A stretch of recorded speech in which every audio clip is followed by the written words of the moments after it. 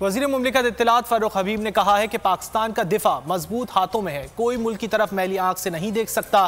وزیر اعظم، army chief اور DGISI جاگ رہے ہیں اور ملک کو کمزور کرنے والی ہر قوت کے خلاف کھڑے ہیں۔ انہوں نے کہا کہ RSS کی انتہا پسندی نے کشمیریوں کو قیدی بنا رکھا ہے۔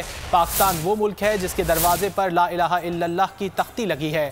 ہم اقلیتوں کا احترام کرتے ہیں اور مل کر پاکستان کو مضبوط کریں گے۔